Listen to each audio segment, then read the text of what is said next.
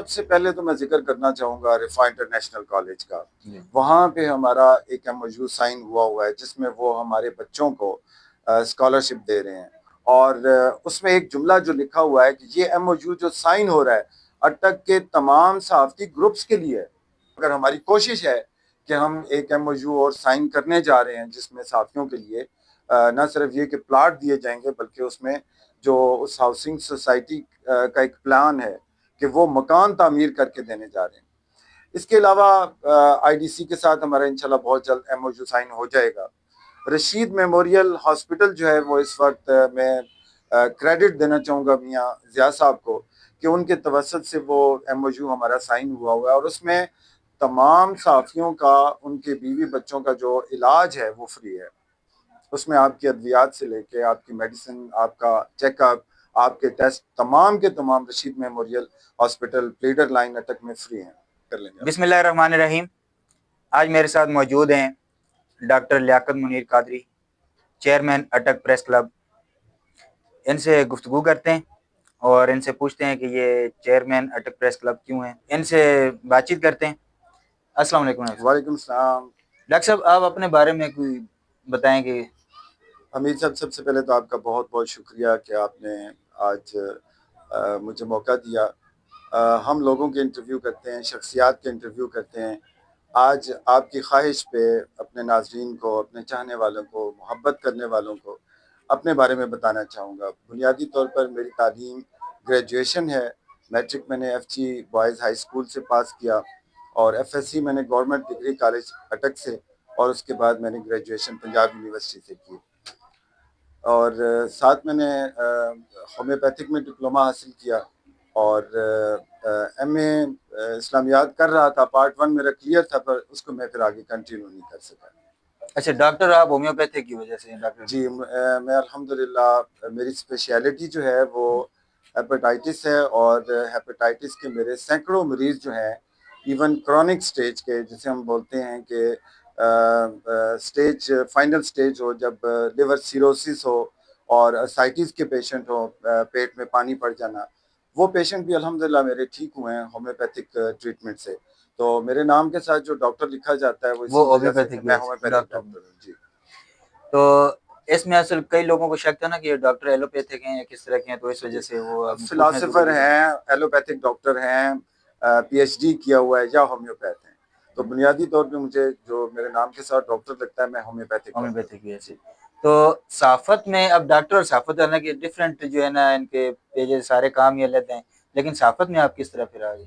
बुनियादी तौर पे लिखने का शौक है, तो अच्छा, क्लास कॉलम्स वगैरह 7 लिखते हैं या कोई? कॉलम्स वगैरह, उसके बाद मतलब शौक मुझे लिखने का था, मज़ामीन लिखने का और इस तरह।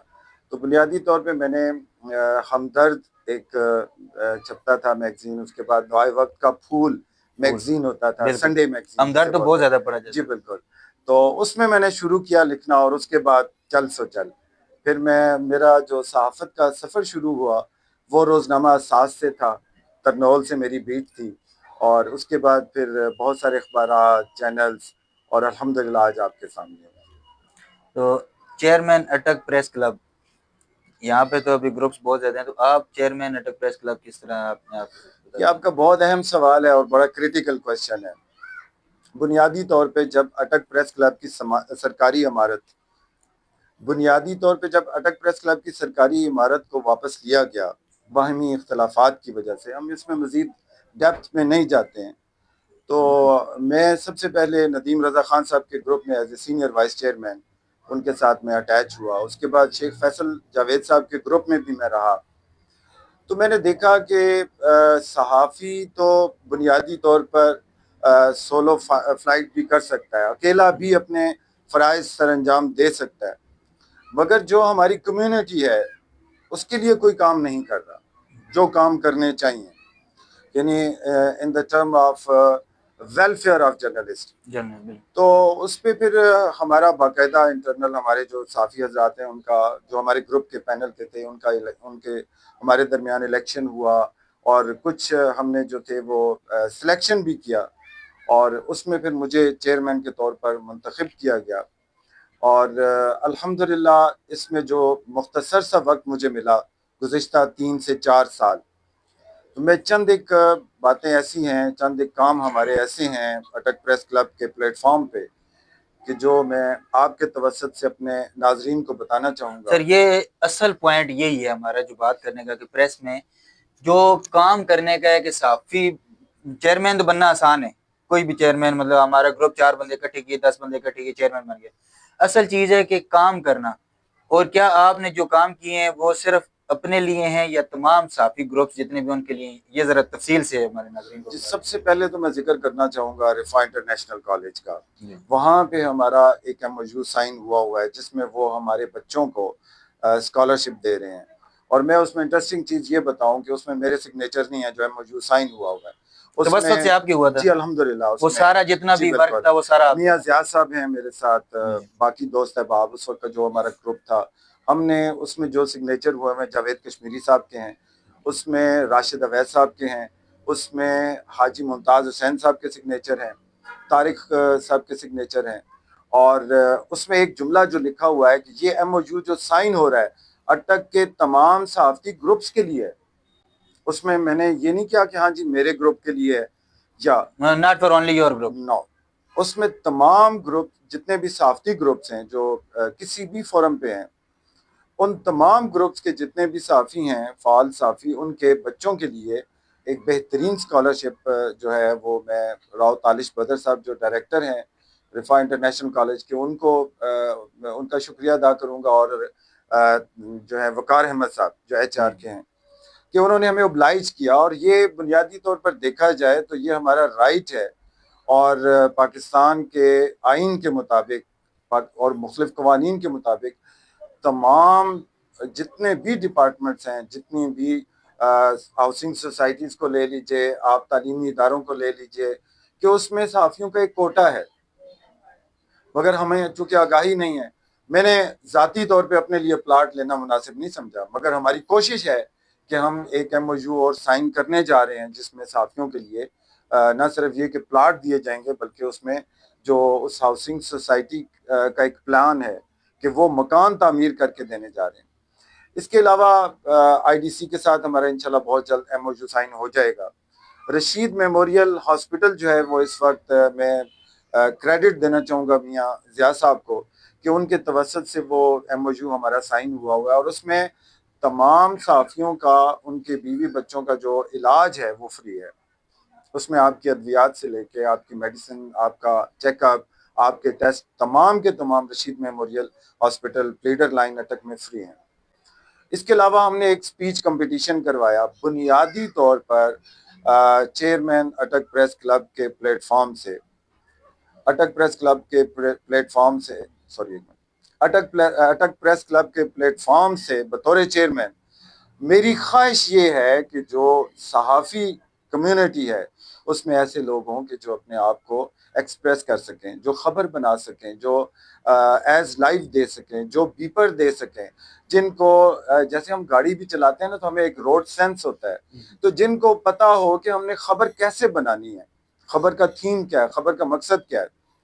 तो ख्वाहिश मेरी ये है कि मैं, जो बाकी ग्रुप्स हैं वो अपने, उनके काम भी अच्छे हैं, मैं उन पर क्रिटिसाइज़ नहीं करता हूँ, मगर मेरी ख्वाहिश ये है कि हम अपनी पूरी सहाफ़ती कम्युनिटी के लिए एक अच्छा और एक बेहतरीन वर्क और एक अच्छा लेआउट तैयार करें ताकि सबका फ़ायदा हो।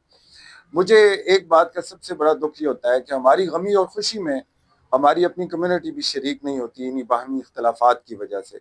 तो इसके अलावा और बहुत सारे इश्यूज़ हैं अटक में जो पंजाब भर में तमाम जगहों पे सरकारी इमारत जो है वो साफियों के पास है, उनको लाखों रुपए का सालाना जो है बजट मिल रहा है, मगर बदकिस्मती से वाहिद अटक है। और ये सहाफ़ियों की वजह से इख्तलाफात हर जगह मौजूद हैं। आप देखिए हमारे 5 से 6 ग्रुप्स हैं और TORs के हवाले से मैं अर्ज करूं कि उसमें हमारे ग्रुप को और बाकी भी बहुत सारे सहाफ़ियों को उस पर एतराज़ात मौजूद हैं। हम नहीं चाहते कि हमारी तरफ से कोई ऐसा अमली कदम हो कि जिसके बाद ये कहा जाए कि वो जी फलां ग्रुप ने चूंकि ये काम किया तो इस वजह से उनको प्रेस क्लब की सरकारी बिल्डिंग नहीं मिली। नहीं, हम चाहते हैं कि शफाफ गैर जानिबदार इंतखाबात हों और उसके नतीजे में जो भी हमारी नुमाइंदा तंजीम बने वो हम उनके साथ होंगे और वो हमें रिप्रेजेंट करेंगे। मेरी ख्वाहिश है कि एक तरफ अगर किसी भी ग्रुप से हो तो आप उसको ये नहीं कहते, हमें कोई एतराज नहीं, हमें ये एतराज जरूर होगा कि शफाफ इंतखाबात हो। हमारी तजवीज ये और है, तमाम साफियों के फिर पॉइंट्स उठाए, नुमाइंदा बने। हमें ये, हमारी तजवीज ये जरूर है कि जो मेंबरशिप कमेटी बनी है, जो अटक प्रेस क्लब की मेंबरशिप देगी, यार उसमें गैर जानिबदार साफियों को रखें। तमाम ग्रुप से दो दो तीन तीन साफियों को ले लीजिए और उनको जो है वो इख्तियारात दीजिए कि वो स्क्रूटनिंग करके तो वो साफियों को मेंबरशिप दें। हमें ये एतराज़ ज़रूर होगा कि आप अपने पसंदीदा या चंद एक साफियों को तो प्रमोट करें, उनको आप माली इमदाद भी दें, किसी भी मद में अप्रिशिएट भी करें। देखिए, मैं अपने बारे में एक बात करूं कि मेरे पास चूँकि रोज़नामा मेट्रो वॉच भी है, तो रोज़नामा मेट्रो वॉच के आप पिछले 6 माह की कवरेज देख लें सरकारी तकरीबात के लिए, मुख्तलिफ इवेंट्स के लिए। और अगर आप किसी ऐसे साफ़ी को देते हैं कि जिनके 6 माह में एक एज लाइव और एक बीपर भी मौजूद नहीं है, तो ये जो है इस पे हमें है। फिर आप देखें कि 1 साल पहले हमने एक्रीडेशन कार्ड के लिए अप्लाई किया, आज तक हमें कोई रिस्पांस नहीं मिला। तो हम ये चाहते हैं कि हमारे पास एक ऐसा फॉर्म हो, एक ऐसा प्लेटफॉर्म हो कि जिसको ना सिर्फ ये देखें, अटक प्रेस क्लब बुनियादी तौर पर क्या करता है। अटक प्रेस क्लब अवाम और ज़िली इंतज़ामिया और इसके अलावा सहाफ़ियों और ज़िली इंतज़ामिया के दरमियान एक पुल का किरदार अदा करता है। और हमारी ख्वाहिश ये है कि अटक में जितने भी सहाफ़ी हैं उनको बात करना, उनको बोलना, उनको लिखना, उनको खबर बनाना, एज लाइव बीपर देना और गैर जानिबदार तरीके से।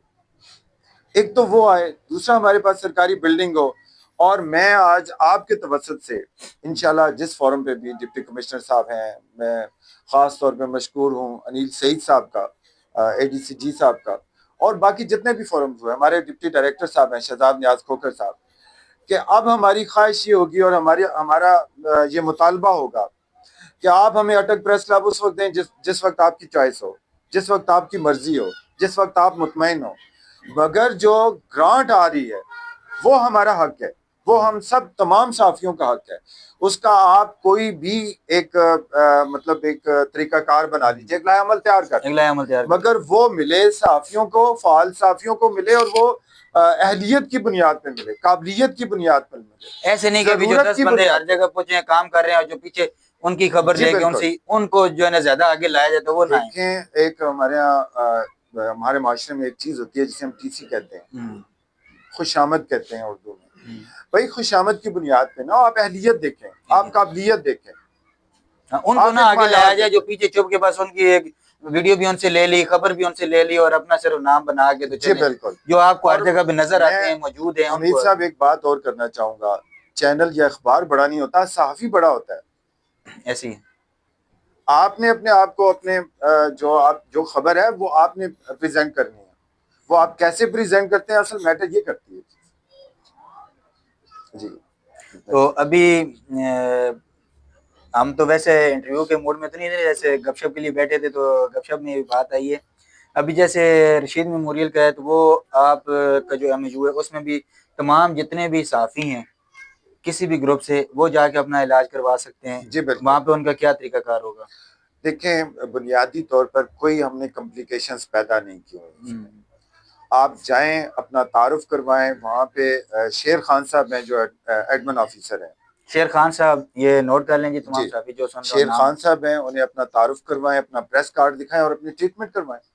ठीक हो गया इंशाल्लाह। बहुत जल्द हमारा IDC के साथ इंशाल्लाह। और जो सॉरी बात काट रहा हूँ, जो रशीद मेमोरियल से मेडिसिन मिलेंगी वो देंगे या वो सिर्फ बाहर से लिख देंगे? चलें, देखिए, आपको बहुत सारी सहूलियात मौजूद है वहाँ पे, तो डिपेंड करता है उनका बजट भी, बाकी मामला भी, मगर आपको फैसिलिटेट करेंगे। मेरा क्वेश्चन अमीद भाई आपसे ये है, वैसे तो आप मेरा इंटरव्यू कर रहे हैं, कि अटक में बाकी ग्रुप्स भी हैं ना, उन्होंने आज तक साफियों के लिए क्या इक़दाम किए हैं, उनकी फलाह बहबूद के लिए क्या किया?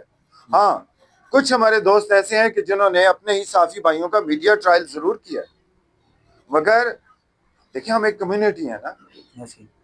और ये भी होता है कि मैं अगर किसी सरकारी दफ्तर में चला गया हूँ और मेरे बाद कोई भी मेरे मुखालिफ ग्रुप का कोई भी दूसरा साफी गया है, तो वो मेरी तारीफ करके गया है कि हाँ जी ये बहुत अच्छे साफी हैं, इनके पास इख्बार ये है, और आप इनको क्यों बिठाते हैं? मतलब आप कम से कम इस बात को तो ख्याल करें ना कि मैं आपकी कम्युनिटी से हूँ, या कोई भी साफी गया है तो दूसरे साथी ने जो है ना वो उनकी मुखालफत ही की है, भलाई नहीं की।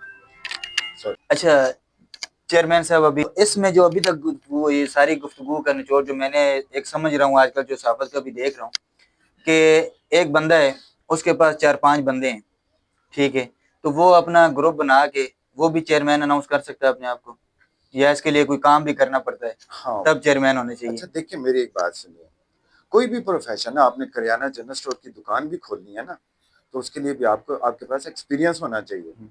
आपको आटा, चीनी, दाल इनके भाव मालूम होने चाहिए, आपको क्वालिटी मालूम होनी चाहिए। इसी तरीके से कोई भी प्रोफेशन है यार, एक हेयर ड्रेसर की शॉप है ना, जब कोई बंदा आता है तो वो भी 1 साल वहां पे खड़ा होता है, जस्ट वॉच करता है, देखता है। 1 साल के बाद जो उसका उस्ताद है वो उसके हाथ में कैंची देता है कि हाँ जी अब आप कटिंग के अहल हैं। तो सहाफत तो किसी भी माशरे का चौथा सतून है। हमने अवाम में आगाही पैदा करनी है, हमने उन्हें शऊर देना है, हमने उनके उनके जो ब्रेन है हमने उसको ब्रीफ करना है कि हाँ जी ये चीज़ दुरुस्त है, ये चीज़ गलत है। हमने हुकूमत की इस्लाह करनी है, हमने अवाम का जो अवाम के मसाइल है वो हमने आला हुकाम तक पहुंचाने हैं, हमने दाद रसी करनी है उनकी।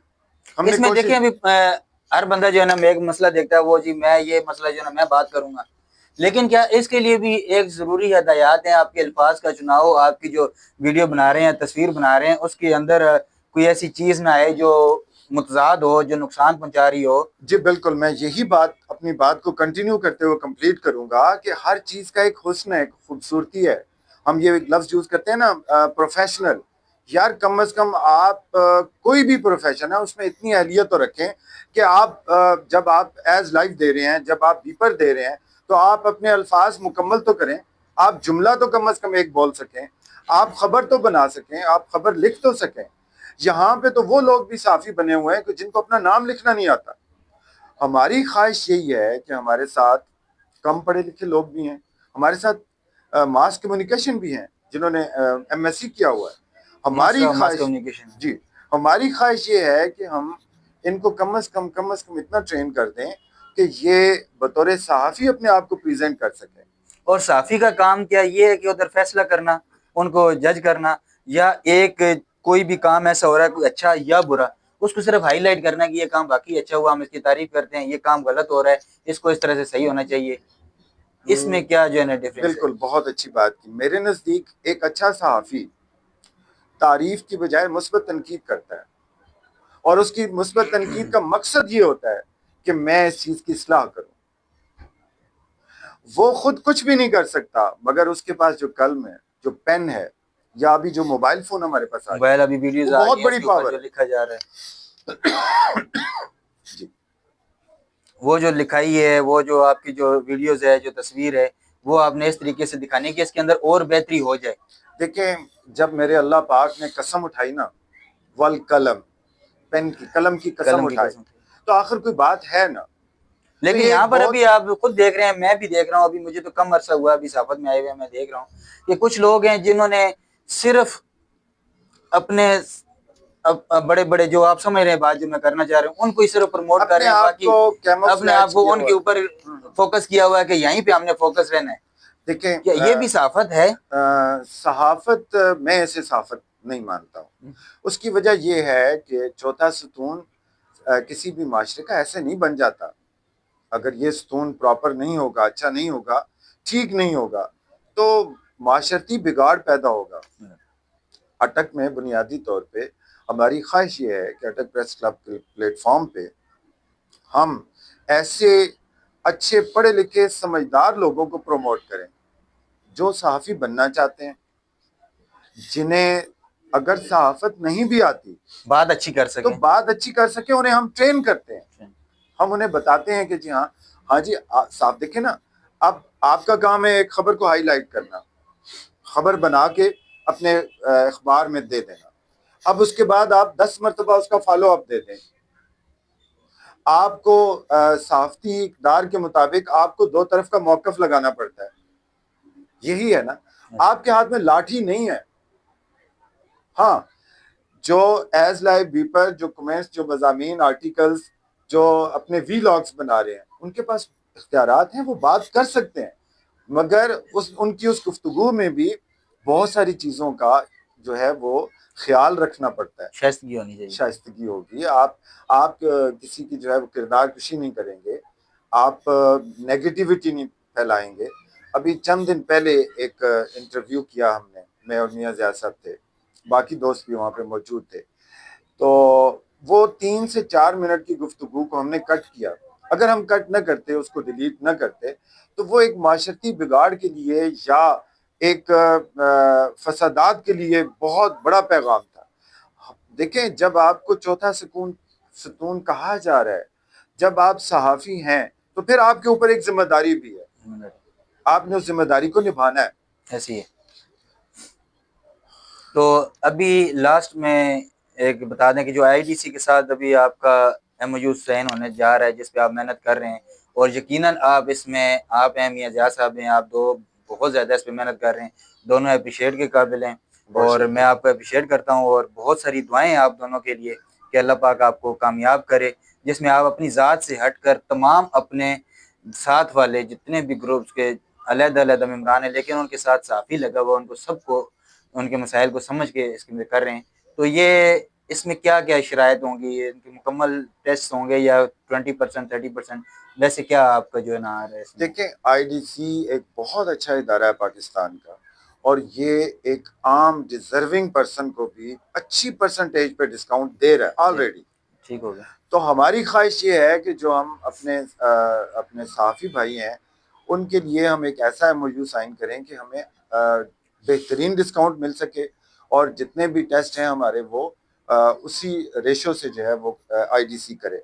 बुनियादी तौर पे हमारा मकसद ये है कि अटक के सहाफ़ी भाइयों के लिए, जो फ़ाल सहाफ़ी हैं, उनके लिए हम हर प्लेटफॉर्म पे, हर फोरम पे जो है वो हम फैसिलिटीज़ पैदा करें, फैसिलिटीज़ दें उन्हें, बहुत सारी सहूलियात मुहैया करें उनके लिए, और उनका जो एक अच्छा इमेज है वो हम माशरे में, वो हम अटक के शहरियों के लिए लेकर आए। और नेक्स्ट आपका स्कूल वगैरह जो हैं छोटे बच्चों के लिए, खास तौर पे जो घरों के नज़दीक हैं, उनके साथ भी कोई बातचीत? हमारा बहुत सारे प्राइवेट स्कूल्स के साथ एमओयू साइन हुआ है ऑलरेडी। उसमें न्यू टाउन के स्कूल हैं, सिटी के स्कूल हैं। ये काइंडली जरा जो मतलब नजदीक रहने वाले उनके स्कूल्स के नाम बता दें। हाँ, जो नाम अभी मुझे याद है, एक पाकिस्तान है, पाकिस्तान स्कूल जी, वो न्यू टाउन में है। अच्छा। और इस तरह के बहुत सारे पीपल्स कॉलोनी में स्कूल्स हैं। तो उन एमओयू के साइन करने का मकसद ही यही है कि क्वालिटी ऑफ एजुकेशन के साथ उनको, हमारे बच्चों को जो है वो स्कॉलरशिप पे तालीम दी जाए। बुनियादी तौर पे हमारी जो कोलैबोरेशन होनी चाहिए वो इंफॉर्मेशन ऑफिस जो अटक है उसके साथ, तो हमारी कोशिश भी है। जी सर। बुनियादी तौर पे हमारी जो कोलैबोरेशन है वो इंफॉर्मेशन ऑफिस अटक के साथ होनी चाहिए, और कोशिश भी हम करते हैं कि ये जितने भी काम हैं, फलाही काम सहाफ़ियों के लिए, ये with the collaboration of deputy director information ये मुकम्मल हों। और हमारी कोशिश है इंशाल्लाह हम इसको आगे भी जो है वो करेंगे।